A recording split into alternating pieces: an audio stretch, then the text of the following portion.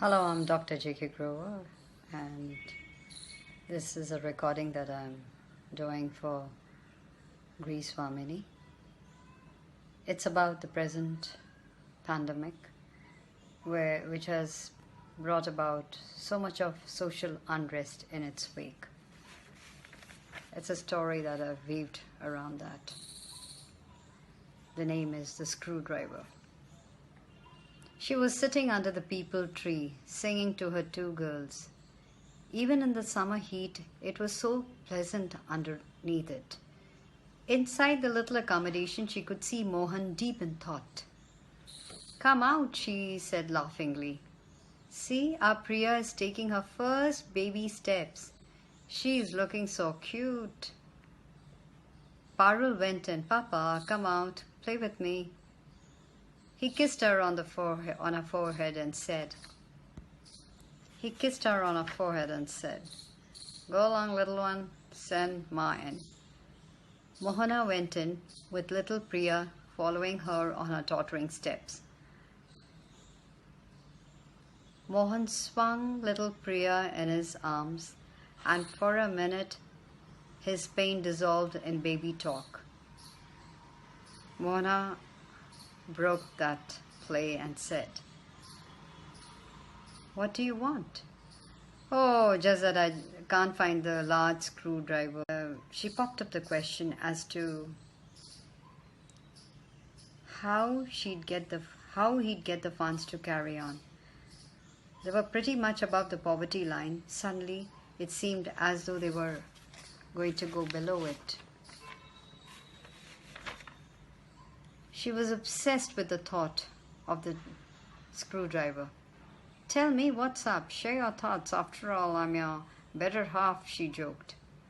"Oh, let it be. Let's sleep." "No," she insisted. He gave in and explained the plan of action. There was this house, he said, where it seemed empty for a long while. He said, looks like the inmates had gone off and were locked down wherever they were. "So I've decided to break in and get some stuff and..." "No," she hissed in the dark. Horrified, she hissed, No, you'll do nothing of the sort. Let's face our fate together. You just can't land yourself in jail and leave us like this. Come on, I'm sure I'll be able to help you. Let me think of a plan." So next morning, she cooked for the day. She gave the girls bath and left them with their dad. And off she went to look for a maid's job.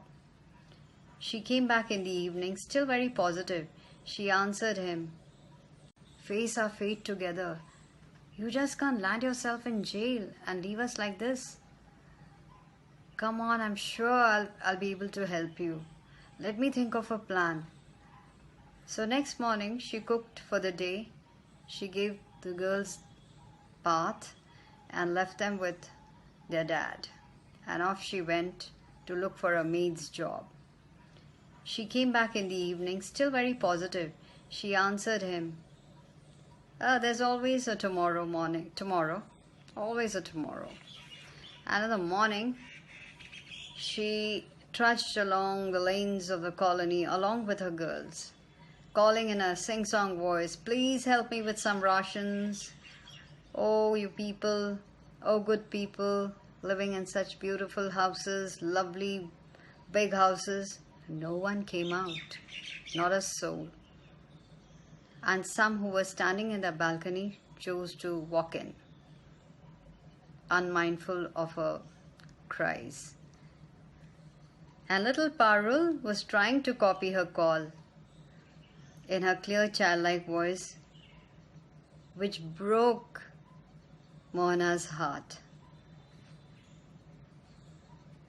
Soaked in sweat and grime, hungry and angry, wretched, she reached home and went to Mohan and gave him the screwdriver.